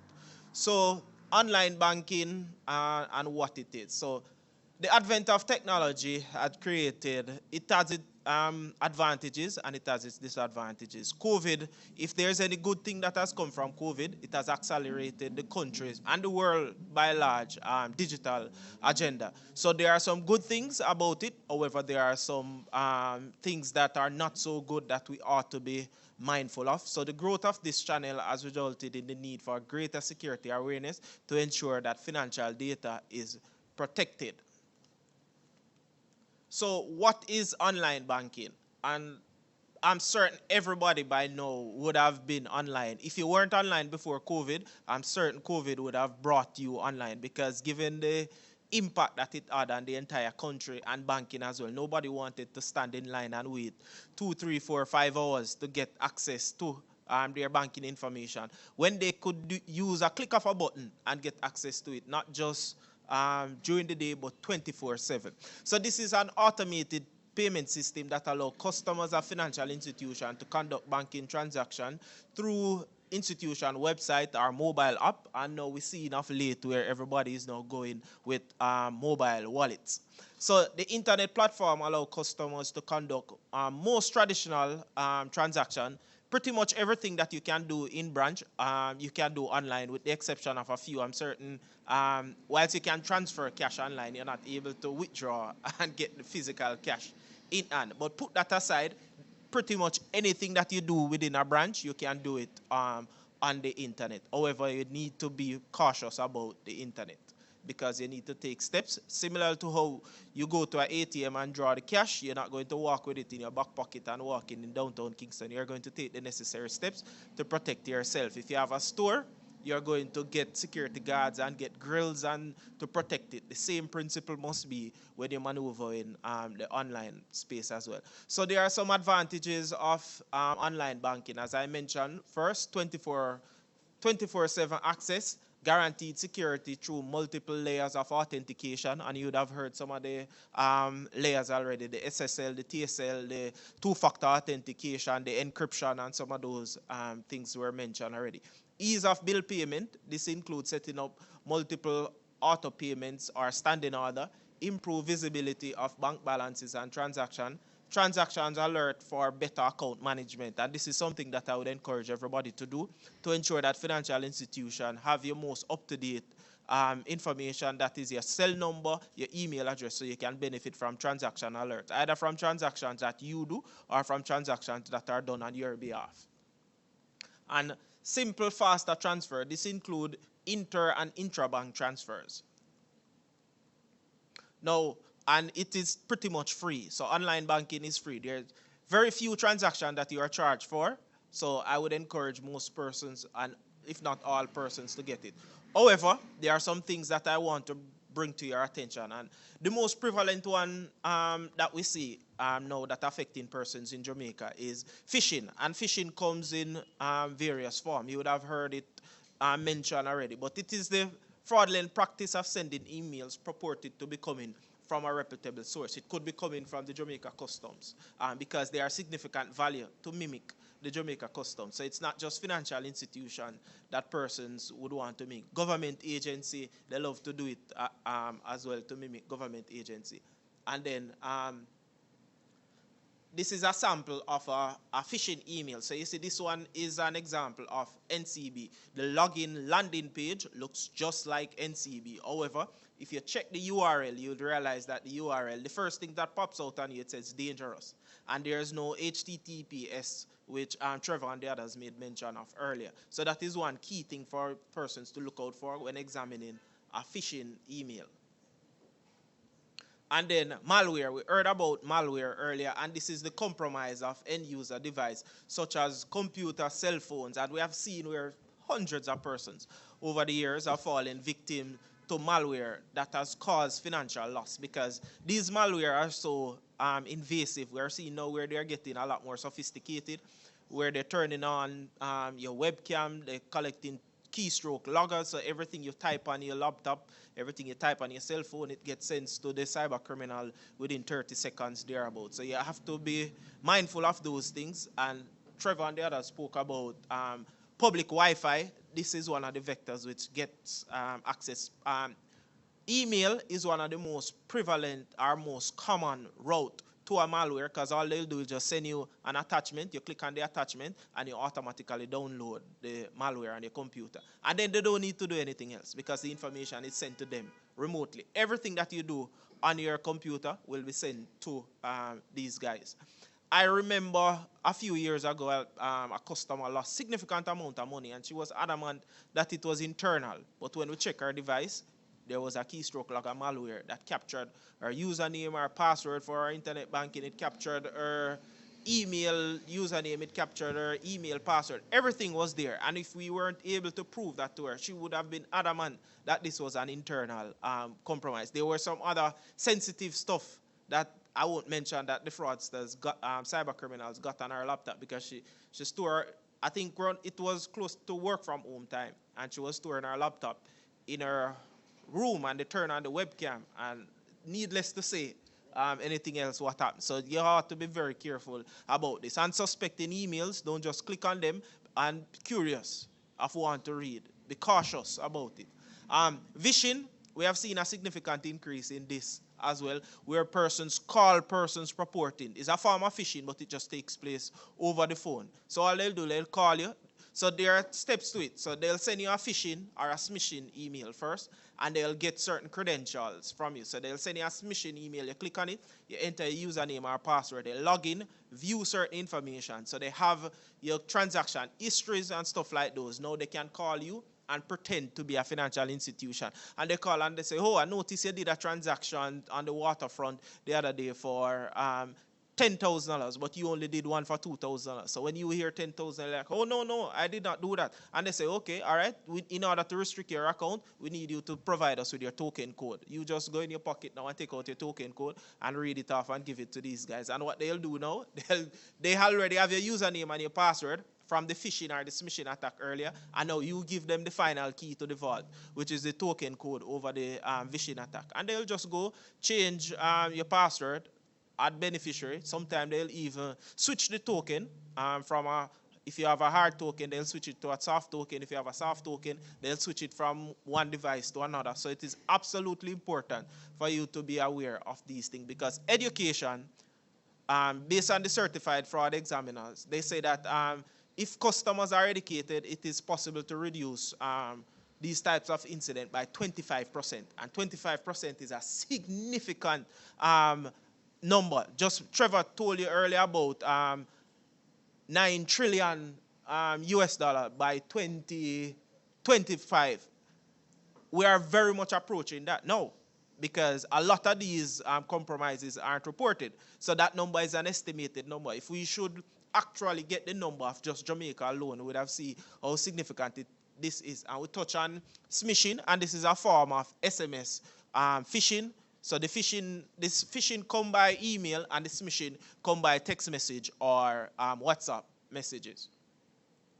Then I'll show you some examples of phishing email now. This one is from FedEx, and if you look on the URL, they're in this instance, we normally tell persons to look out for the S in the HTTPS, but we're realizing now that these guys are creating some fake HTTPS, so you have to ensure that you look for the padlock to ensure that you see that padlock at the end of the URL, and not just looking out anymore for the HTTPS, because these guys are getting very sophisticated. And now these are some examples of some smishing emails that were directed at some of our customers at NCB. And if you look at it very closely, there is no HTTPS or anything. They just have ncb jam.dsn05.com. When we check these, they aren't registered to any official URL. So you have to ensure that you know the bank URL that you communicate. And most importantly, no financial institution is going to send any messages like these and ask customers for any sensitive information. But I'll provide you with a few more tips as to how to identify them a little bit later in the presentation. And now this is, since the onset of COVID, account rental scheme, we have seen an exponential increase in this. And this is because of what is happening on, everybody is now on Instagram, everybody wants to be on Twitter, everybody wants to be on Facebook. It's good, it's a good social interaction tool, but fraudsters are also taking advantage of it and tricking persons into divulging sensitive information. So we refer to it as the account rental or the loader account scheme. So this is a method of money laundering where legitimate account holders collude with fraudsters to use his or her banking information to facilitate the use or transfer of fraudulent funds. So what they'll do, they'll send persons a message on Instagram to say, hey, I have a link in NCB, I have a link in another financial institution, I can load your account with $350,000, and I get a cut, you get a cut, and my friend inside will delete the audit trail. What they need from you, you need to send them your username, your password, and your token code. Or you need to send them your TRN, your debit card number, and PIN. You know, I don't know which legitimate person, any reasonable individual would think that that would be legit, but we have hundreds of customers who report losses on these vectors every single day. The next one that is most getting a lot of traction is these guys are creating fake Instagram account, which looks like legitimate storefront, advertise good for sales. So when persons transfer the money to them, then that's it. It's gone. Several persons, just on Monday, I had about 7 or 8 cases reported in one day. A customer buying a washing machine, saw the ad on Instagram, deposit 800,000 for the washing machine and a bedroom set. When she deposited the money, they delete the account. She tried calling the number that she was calling. She could have been calling it from now till next year. Nobody is answering. When she visit the store that they were mimicking, they know nothing about this Instagram account. So we have to be mindful of how we conduct business online. And then, so how do we identify these now? So these are some of the fake loader pages that you see. If you just type loader page on Instagram now, you see several of them pop up. It's a cat and mouse game. I shut down at least 10, 20 of these on a daily basis, but by the time you shut them down, these guys just recreate them and pop up. And you have several, the followings on them is significant. They have hundreds of followers on Instagram and Twitter. You just look on them, loader pages. Do not fall victim to these type of activities. And then these are some other. You see this one have 11,000 plus followers. And then how do you now stay safe online? What are some of the things for you to look out for? One, financial institution will never send an SMS message asking for banking credential or sensitive information. For example, username, password, account, or token code. We at NCB, we have a no-click, no-link policy. Not all financial institutions make it so easy for customers, but we understand the risk of balancing customer experience and security. And also the elderly. We are telling these persons to go online, so we have to take them in mind to say, all right, when I'm sending a 70-year-old person online, they are not going to have this skill set to look to say, okay, I look in the URL to ensure that there's HTTPS, I must ensure that the padlock. No, what we have to do is to make it easy for them to say, hey, once you receive a message to say that your account has been locked, please click on this link. Once it says click on anything, NCB is not going to communicate with you in that medium. So no click, no link. Carefully examine spelling and grammar also is one of the red flags. But we're seeing them getting a little bit more sophisticated now. They're not making a lot of grammatical errors like they used to make 5, 10 years ago when I just came into the space. They seems to have gone to some English class now, so they're getting a little bit more better with their grammars and stuff like that. Create strong password. Colonel spoke about that, where password length and password phrase is now, and if you can use biometrics, I push the biometrics, because what it does is you don't necessarily have to remember 20, 30 password for everything that you have to. If you a touch of the thumb, a facial scan, I know some persons might be a little bit weary to say that when they are asleep or whatever, not persons can just touch their thumb, but it is one of the most secure way to go about protecting yourself if the facility exists for you to use biometrics. And then we will touch on never share your username and password. Minimize, avoid using automatic login feature. Review account balances and transaction details regularly and immediately report suspicious transaction. And we cannot overemphasize this one. Limit the amount of information you share. This is the gateway to phishing and smishing attack, because persons overshare the amount of information. There are a lot of times I just sit down and go through Instagram, Twitter, wherever, and just look on the information that person share. The same information that is on Twitter and Instagram is the same information that they come and provide to the bank for the bank to use as security question. So you ask your birth date is online, your mother maiden name is online, your pet is online, your where places you frequent is online, where you have lunch, persons posted, or they take a photograph. I was on the waterfront having fish, and we're just overly exposing ourselves with what we do on social media. So we have to limit the amount of information that we share on social media and avoid using online or mobile banking when connected to public Wi-Fi. And you heard earlier that if it is free, you are the product. That means that your information is being sold. And activate transaction alert. Ensure that the financial institutions have your most up-to-date information so that you can benefit from transaction alert. So whilst we want to eliminate fraud, and eliminate online compromises, we know that that is not going to happen. So the best thing for us to do is to keep you educated so that you can minimize the amount or the probability that you will be exposed. And then do not click on links or open attachment, and that was said earlier. Spoofing of mobile apps and mobile wallet is the next thing that it is getting extremely prevalent now. So ensure that when you go online to download any mobile app or any mobile wallet, you go to the Google Play Store and look and identify the official one. Most sometimes would have a tick, or they will have logos and stuff like that that you can look out for. Or if your company is in the business of mobile apps, they should ensure that they have persons who surf the net to look for these malicious or fake app to report them and shut them down effectively.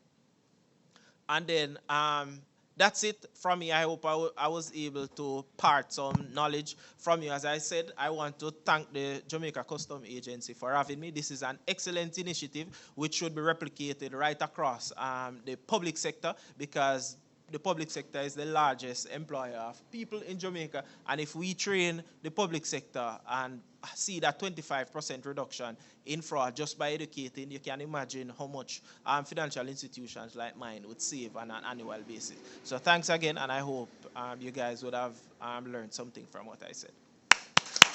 Thank you very much, Dane.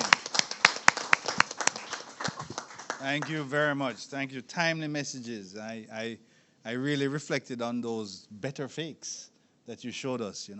It's really important for us to take the time and look very carefully at what we are going to click on.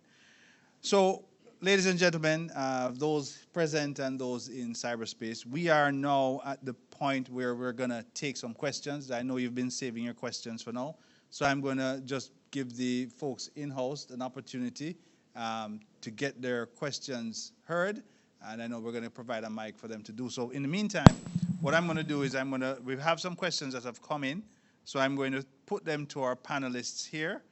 I think the first one is going to be for you, Trevor. If I could just find it, yeah. Here we go. So, Trevor, we have a question for you from Chriseve Bancroft, and the question is, what is a clean device? Right. Okay. So most times, we use laptops, desktop machines, mobile phones, or tablets. One of the things we always want to ensure is that these devices are free of any malware or any malicious software. So the first thing you want to do is to install software to scan your device. So you have a whole lot of products out there that can do that. You have Norton Antivirus, Bitdefender, Kaspersky. These products are what can assist you in ensuring that there are no malicious programs on your machine. So when I say a clean device, what I'm alluding to there is a device that is, for the most part, free of malicious software. Now, in the case of, say, browsers, where you may have extensions in your browser, or even some email applications where you may have extensions in those, what you want to ensure is that any extension that you download, you know exactly its genesis, where it came from, and in some cases you may find that some of these antivirus or internet security tools that you have will actually scan those extensions to again make sure that there's no malicious software being brought onto your machine. So again, clean machine is a machine that has security software on it that is constantly scanning the machine when it's in use.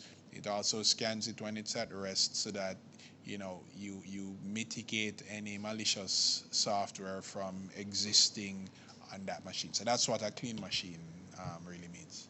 All right. Thank you very much, Trevor. I hope that provided some clarity. Another question I have, I'm just going to throw this one open out to the panel here. This is from Antoinette Whiteley Scott. She's asking that most websites ask you if you want to accept cookies before access is granted. Is it advisable to accept these cookies? What are the possible effects of accepting these cookies? I'm glad you asked something about website because I'm just here raring to go to educate not only my fellow panelists but the wider Jamaica. Because from where we sit, from a forensic point of view, we look deeper than just the surface. So I hear the term with websites, and I have the capability to create a website that has HTTPS and a padlock. We don't want people to have that false sense of security. But if you right-click in that URL, right to the left-hand side, there's a certificate. And that's the most reliable way to find out if a website is truly true. I can recreate an NCB website that has a padlock, HTTPS, and I'm able to steal password and username with ease. So that certificate reassures you every website should be legally registered. And if you want to find out also if it's legitimate, then WHOIS, WHOIS, is a website, because once you put in that website name, it tells you if it's legally registered. You should have a phone number, a contact, and a person who owns the website.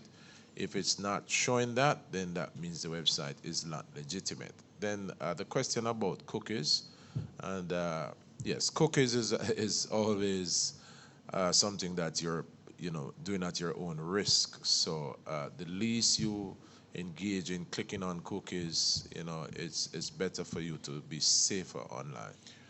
Yeah, let me add to the question, because the question is a really good question as it relates to cookies. And here we come again with these comical descriptions, because you have cookies, and the reason they call it cookies is because cookies leave breadcrumbs or crumbs.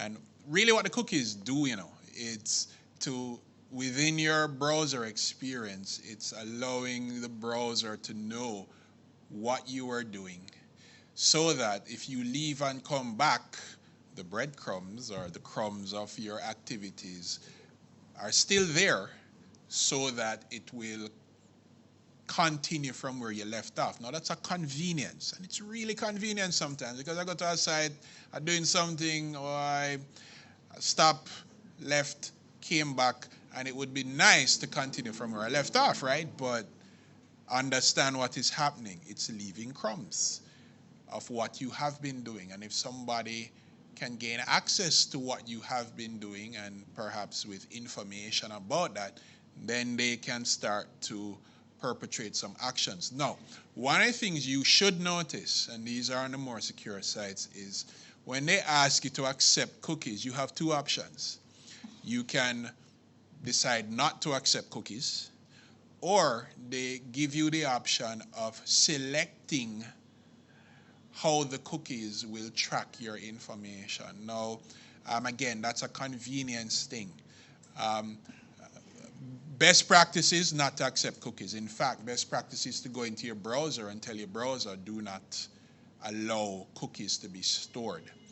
But there are some instances where you have control over what cookies are stored and the extent of how the cookies are stored. But, and again, that's based on your discretion and how secure or how much you trust the site that you're going on.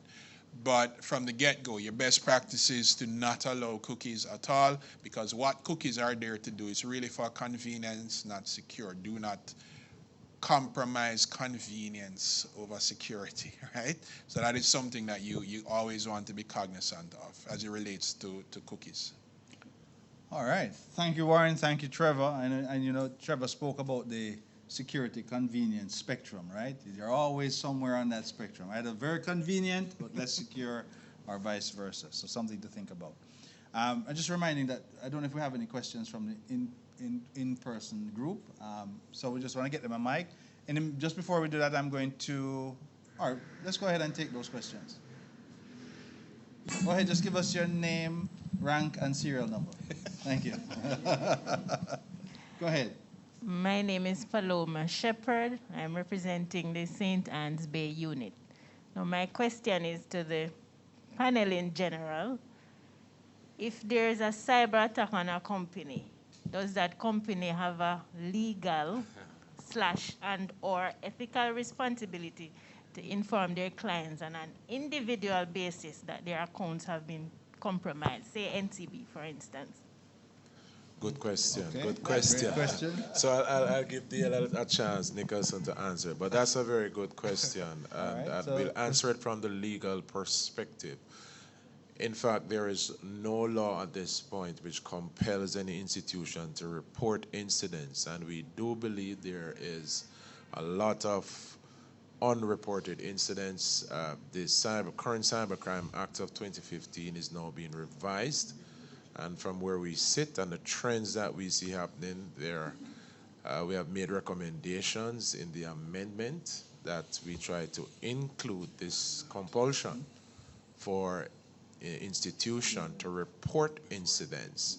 Now, as to what the institution does know, that's their, in their neck of the woods, their discretion. And of course, I know there's a lot of reputational damage they try to protect and so forth and so on. But no, and the government is moving based on our recommendation to include. And that is why the Data Protection Act is now in place to ensure that citizens are protected. And of course, to ensure that if they are compromised or affected, then there is redress from a legal perspective. And you hold the institution responsible to protect persons' data. And if there is losses, then by law, they are responsible to redress it in a reasonable timeline. Yeah, just to add to that, so there are provisions in the Data Protection Act that require that companies that have been compromised or breached report. Now, here is a subtle thing here. The act was passed and gazetted in December of last year. There is a 2-year grace period for compliance. So that law doesn't go into full enforcement until December 1 of next year. So what that means is once that law goes into effect, entities that are breached, suffer data breaches and so on, where information is compromised, are duty bound to report it within 30 days. Right? But they report it to the Office of the Information Commissioner. Now, there isn't language in the legislation that says you must tell all of your customers, so like in the case of a bank, but that is a discretionary thing. So there are laws in, say, the United States that say you must tell everybody that that has happened. But the current iteration of the Data Protection Act says the entity must report it to the Office of the Information Commissioner when it happens. Now, what happens after that? But a report must be made. So to answer your question and to kind of buttress what Warren is saying, there is a law that says you must report it to your customers individually or whatever. But contrary to what prevailed before, the Data Protection Act requires that you report it. This never had to happen before, right? Which is why we used to get situations where a lot of breaches were never reported, so nobody knew. But now that piece of legislation requires that a report be made when it is determined that such a breach has occurred. I know Dane can speak even more to how his institution treats with that as well, even in light of the data. I'll treat with it a little bit more general than be specific. I'll treat with it from an industry perspective. So the financial industry is a little bit more different as it relates to data because we are heavily regulated. So even though Jamaica Data Protection Act is just in its infancy, Jamaica, the BOJ would have regulated years ago that when certain things happen, that the financial institution must report it into the BOJ. As it relates to the general public being made aware or individual customer, I'm not sure of the effectiveness or what that would serve if the customer themselves is not impacted personally. Because if, for example, a section of an organization is impacted by a ransomware and the customers continues to do business as per usual, whilst it has great importance to report it to the regulator, other than sensationalism and curiosity, there is no benefit for a financial institution to advise a customer to say, hey, X was compromised 2-3 weeks ago when the customer is not impacted in any way, shape, or form. So the Data Protection Act now mandates that certain things must happen. There are other entities which financial institution does business with, like the Payment Association, which is a global entity which is primarily consists of Visa, MasterCard, American Express. When data breaches occur on those, within those spectrum, there are certain protocols, including advisory, which must goes to all of the relevant stakeholders, including the customers. Because a few months ago, you would have seen about the mail pack advisory coming out, that even though the Data Protection Act is not in place, but because they are part of the Payment Association, which has its own mandate as it relates to notifying customers, key stakeholders, including the merchant, the bank, and other players. So there are a number of things that comes in line. So the financial institutions are a lot more regulated than other entities. So we share information with the Jamaica Constabulary Force, with the Bank of Jamaica, and with other entities more than what other entities does. So the Data Protection Act, it would come as a surprise to other institutions as it relates to becoming compliant rather than the banks, because we have been doing this for years now as it relates to advising the regulators when certain things occur. All right. Well, thank you. I think we've had a substantive answer. It was a great question, and I think we had a fulsome answer. I do have one question from online, and this is for Gladstone. And the question is it okay to let Google suggest passwords? No. Short answer is no. It's convenient, and Google does give you this very complex password that gives you a sense of it being secure. But I suspect Warren would want to tell you that every one of his staff members has a tool that, with access to your PC, would be able to read every single password that you've stored in Chrome. So it's convenient, but it's not secure. If you're going to be storing your passwords in a password wallet or one of these password apps, your browser is not the best place to do it. Yes, that's not a good practice, because we have seen where some of these websites that generate password is hacked. And it's easy to get into all the password that was generated to you. So we are in an era where we call the Internet of Things, IoT, and everything is now interconnected. So we tend to use the same password for all of our items, because we can't be bothered in generating new password or remembering it for all devices. So what I suggest, I hear my panelists would have suggested phrase and thing. I suggest use patois.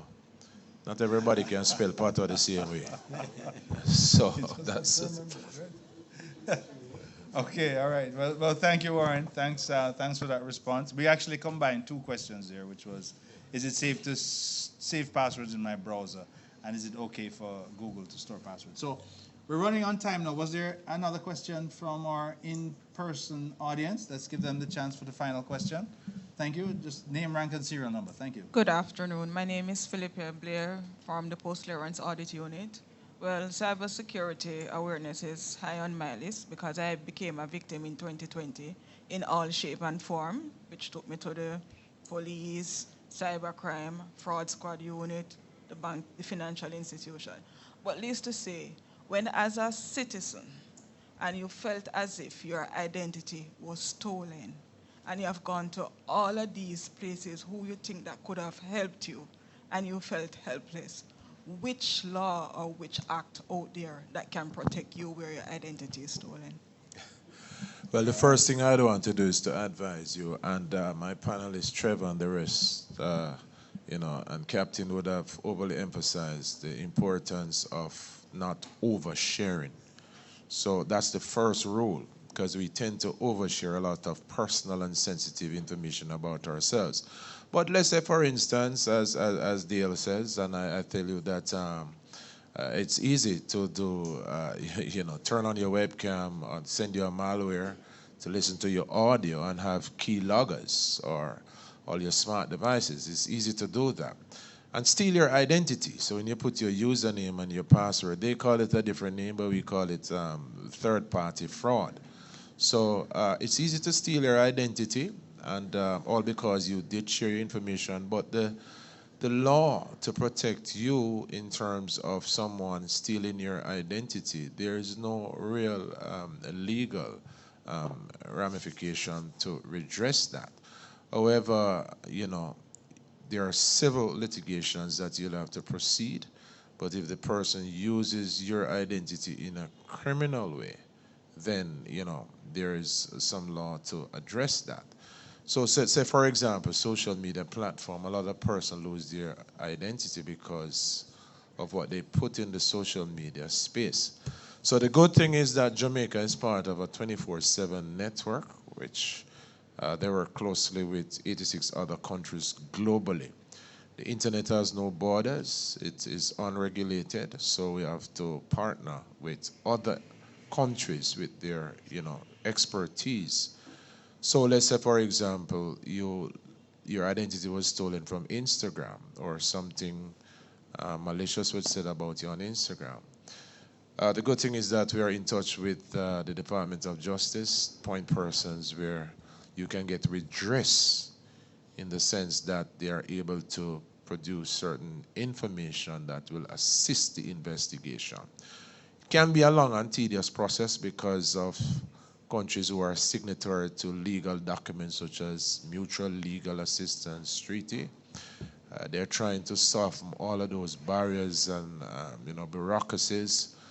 But yes, in terms of losing your identity, it's a sore point that is being looked at not only from a Jamaican perspective, but globally, because it is affecting the global citizens. Thanks, Warren. I wanted to address her question a little bit more specifically. Dane, you wanted to ask her? There was a fishing question, that was the one pointed. But I would just add where she said that she felt helpless. So remember now, when identity theft takes place, to identify who the threat actor is extremely difficult and sometimes remote and not even possible, depending on the route that they take to do it and what the sophistication of how it was done. And then where the information has gone is even more critical. So it's not that you're helpless. This is not a local phenomenon. This happens, identity theft takes place every day, every second of the day, globally. So the best thing for you to do when it happens is to take the necessary steps to protect yourself and do not necessarily rely on financial institutions, government agencies to protect you. You have to try and rebuild or try and build a new identity, a digital footprint, because depending on, I'm not sure if it was a malware that affected you, I'm not sure if it was phishing, I'm not sure what vector it was. But when identity theft occurs, because if they have your, for example, your date of birth, your TRN, you're not going to get a new, unless you're going to do a depol. And even sometimes when you do a depol, they still give you the same TRN. So it is extremely difficult to give you a new identity. So it's not that it's helpless, but I'm certain when you reported the matter to a financial institution, they would have taken the necessary steps to protect you by giving you a new card, restrict your account, ask you to provide with new email address, new debit cards or issue and stuff like that. So those are some of the steps that we can do. It's not like we can give you a new digital footprint. That would have to be done by you. All we'd have to do is to partner with you to do that. All right. One second. I just want to thank you for putting forward that question. clearly it's an important issue. Um, it's I don't know if you could share with us a little bit more so we could point our answers a little bit. I know Gladstone had something more he wanted to say, but generally speaking, do you know where the source was, the origin? I'm not sure, but for the, I know that for 2 weeks straight, I kept getting calls, and then the calls were harassing. I reported it to the police, and then I was sent to cybercrime. Okay, they calmed down somewhat. I had a credit card with a financial institution which was upcoming before expired. They had test using it. I think the transaction was done in Canada. And then when I realized that something suspicious went through on the card, because I keep on checking my stuff online regularly. I want to do like daily. I check even before. And then when I picked that up, I informed the institution and they put a temporary restriction on the card. All right, I was supposed to be issued a new card from that institution in which I kept hearing that the card was mailed out to you, different stories. To my surprise, that card that I did not receive was activated. And the day that it was activated, my cell phone went down that particular day in which I got a message that your SIM card is not registered. I contacted the telecommunication provider. They said that, oh, maybe something is wrong with your SIM. You need to take it out and put it in another phone. I did that. I got the same message. Then they said that, oh, you need to get a replacement SIM card.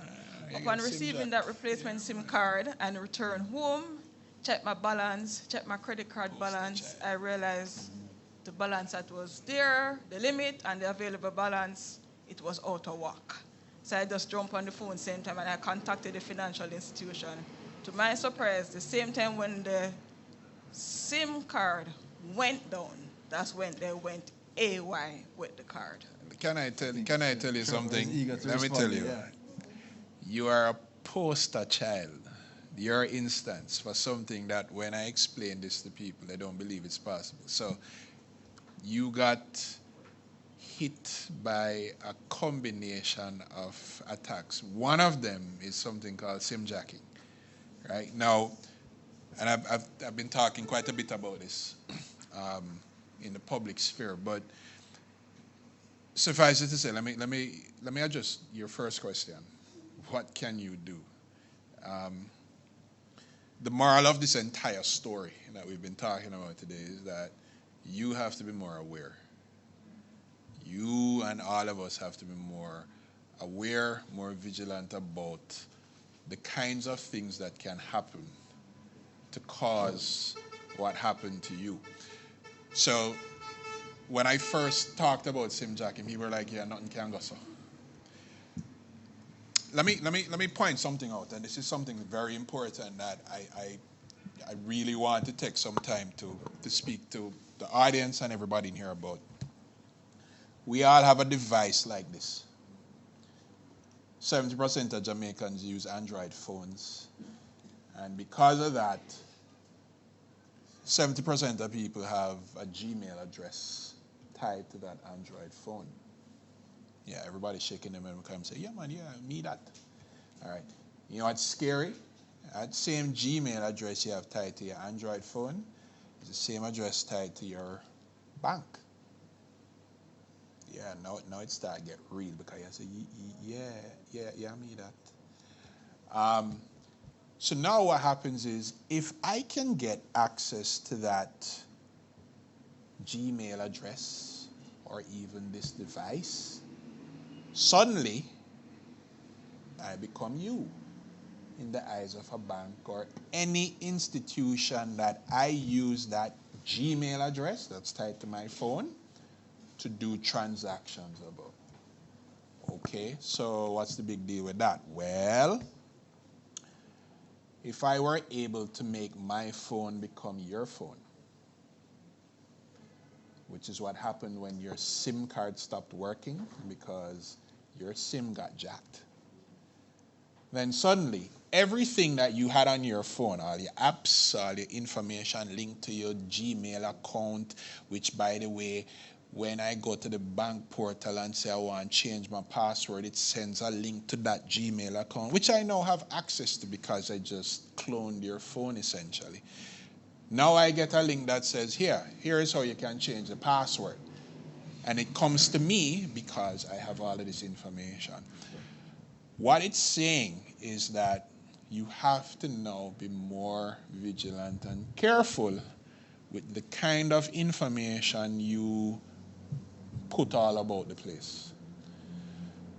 What that means is anything that is sensitive cannot exist in the same realm as stuff that is personal. So, if you are going to do banking online, if you're going to do anything sensitive online, do not use the same email address as you used when you set up your mobile phone. Don't do it. Use a completely different one. In fact, don't use Gmail, don't use Hotmail. Worse, don't use Yahoo. Right? So you have to now have a separate email address. If you're compelled to use Gmail, create a different Gmail account. But do not tie it to your phone. Do not put it on your computer, because when you walk or leave your computer logged in and open with your Chrome browser tied to that account and all that, suddenly I can get that info. So what it means is we all have to be more vigilant, which is why things like this are extremely important, because now you're aware. You need to keep being aware. Because when I'm listening to you, I'm like, yep, I know exactly what happened there. And as it relates to, from a legal standpoint, what you can do,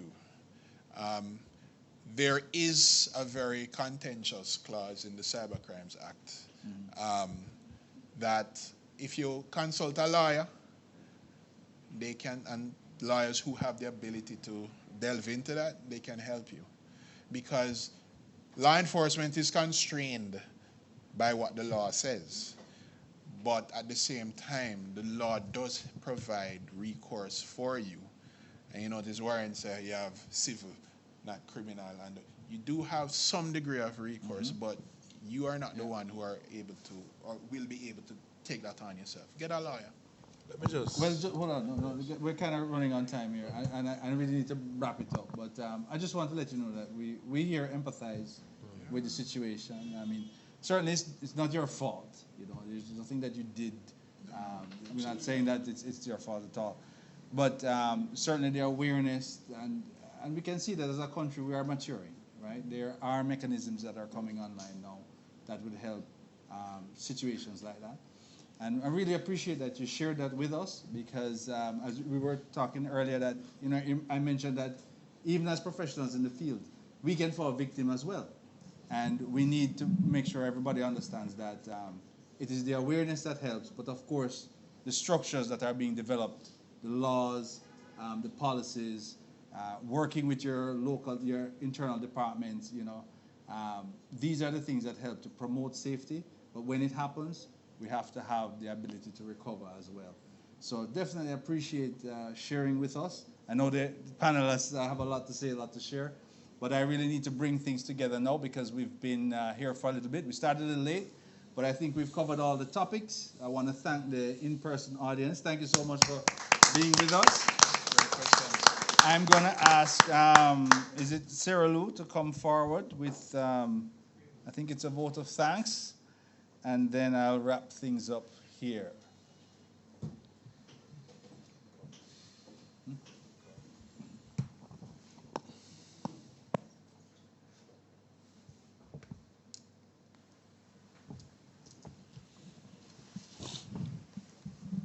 All right, afternoon. Good afternoon. Mr. Moderator, our valued invited guest speakers, ladies and gentlemen in-house and online, it's my privilege to propose a vote of thanks on this occasion.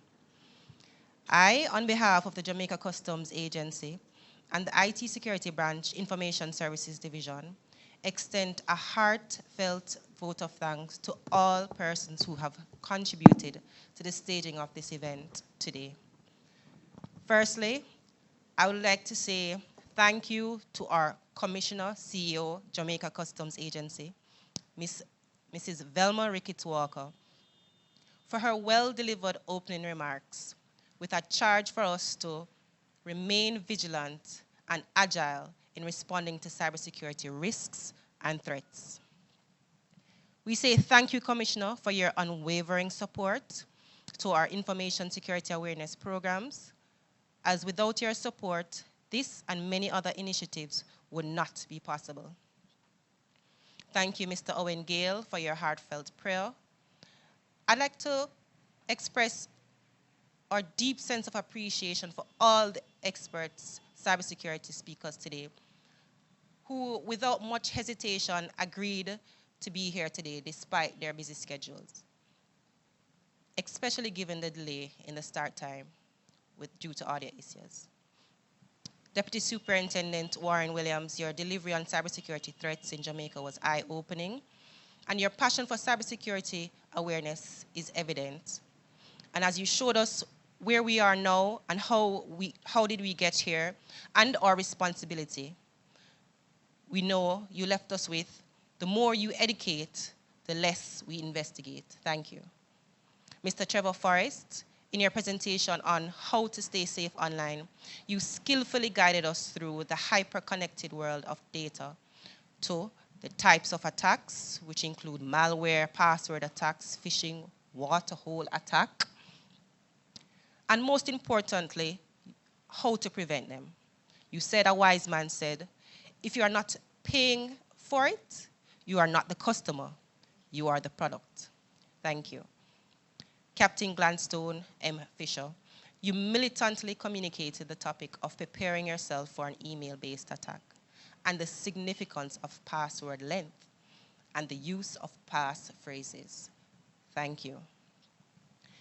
Mr. Dane Nicholson, you carried the baton home after a fantastic relay. You clearly articulated the advantages of online banking and associated attack vectors and how to protect ourselves against them, especially when shopping online. Thank you. Mr. Moderator, Douglas Williamson, Toastmaster extraordinaire, we thank you for your proficiently leading us through today's proceedings. Thank you. I'd like to say thank you to my CIO, Mr. Andre Williams, and my ICT security team for their immense contribution to the execution of the events today. Special thanks to office services, property services, transport units, public relations, and the hardworking media team, Brenton and Dwayne, who held it together under pressure today. Thank you. Last but not least, I'd like to say thank you to the audience for their listening ear, for their participation, and for their patience, given the delay. Thank you.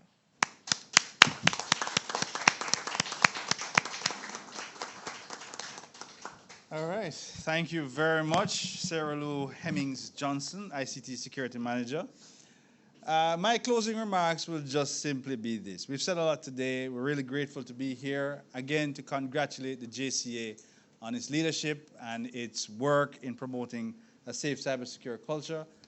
And just remember one thing, it takes all of us to make that strong fence, no to weak fence. That's it for me. Thank you very much, panelists. Thank you very much, members of the JCA. We will sign off now, and thank you to the digital space.